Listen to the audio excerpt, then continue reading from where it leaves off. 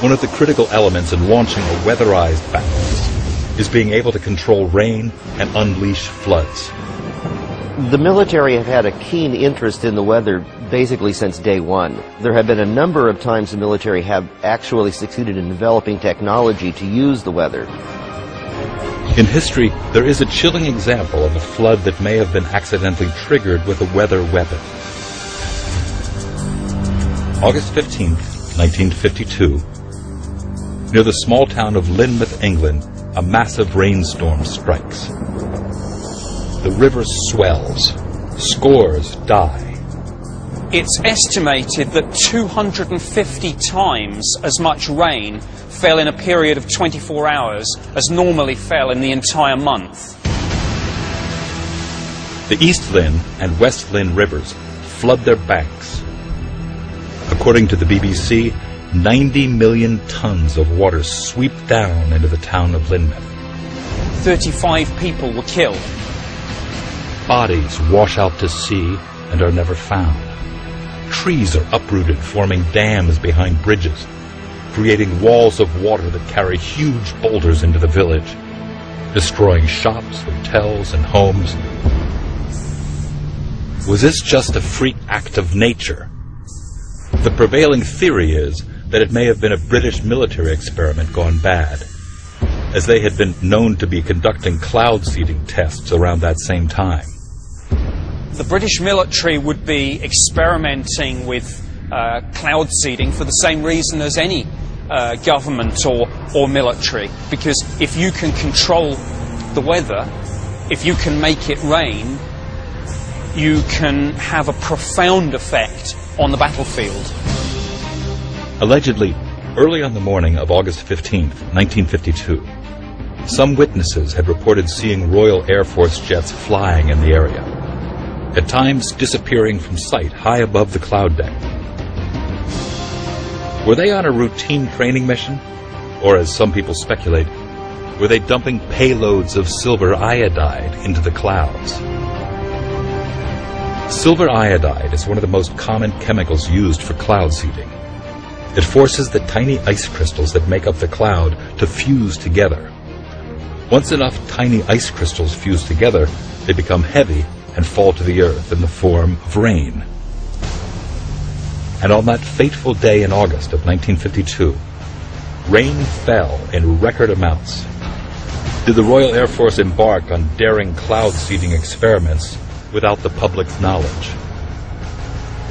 Some people reported seeing aircraft undertaking strange maneuvers, and it subsequently emerged that there was an experiment codenamed Operation Cumulus, which was indeed an attempt at weather modification. Interestingly, many of the documents relating to Operation Cumulus have disappeared and are not available from the National Archives. Little over a decade later, the U.S. military conducted experiments to bring weather to the battlefield. October 1966.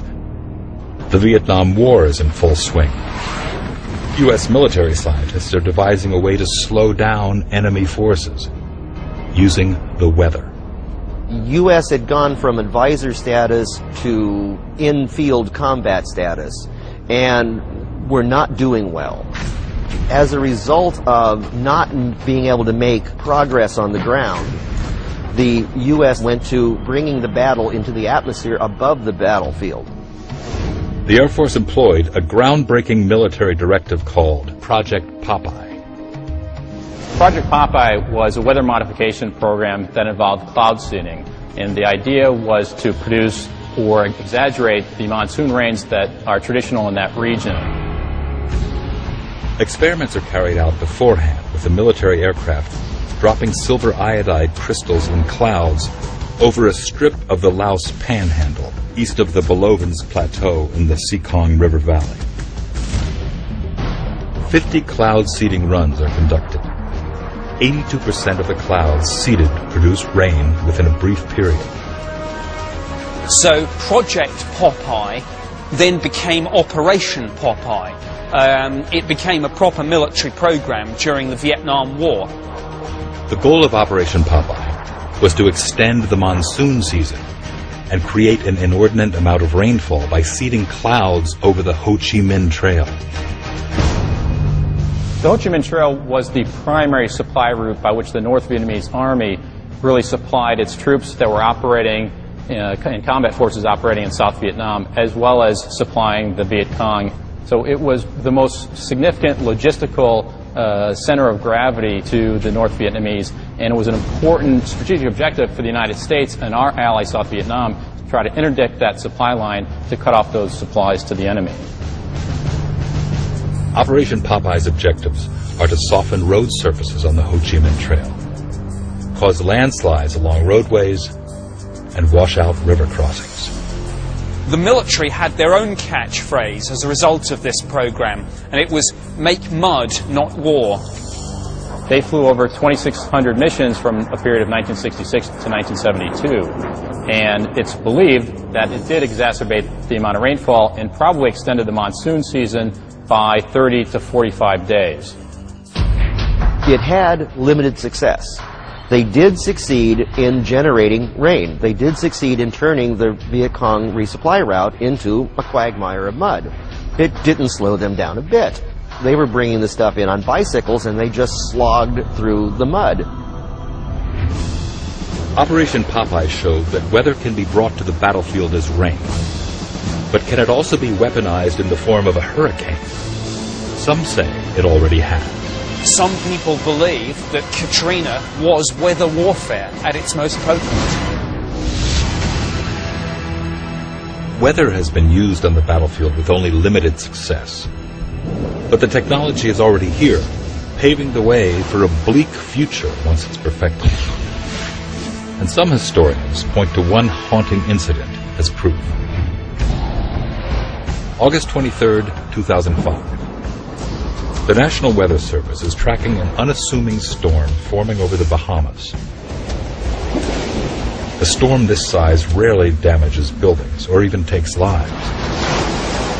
In fact, at this point, it's simply known as Tropical Depression 12. But that will change. It will unexpectedly grow into the mother of all storms, a Category 5 hurricane, with winds up to 175 miles per hour. It is named Hurricane Katrina. When Katrina slams into the Gulf Coast states, it will become one of the deadliest disasters in U.S. history, costing $81 billion in property damage and claiming more than 1,800 lives. Like other hurricanes of that year, Katrina showed some very peculiar movements never before seen in a major hurricane. The 2005 hurricane season, there were some very amazing, strange anomalies. There were some things that should not have happened. One of the things was that many of the hurricane tracks were in almost straight lines, and hurricanes don't go in straight lines. An ominous theory has surfaced that seems far-fetched. There are some extremely sinister conspiracy theories circulating about Hurricane Katrina. Some people believe that Katrina hit where it hit with the power that it struck because of Russian or Chinese weather control experiments. Just before coming on shore, Katrina did an abrupt 90-degree turn, hard left, and went down the beach for a substantial distance before coming on shore. So we have speculations that our enemies had been throwing hurricanes at us. We were being bombarded, attacked with the weather. So far, there has been no conclusive proof of such a conspiracy.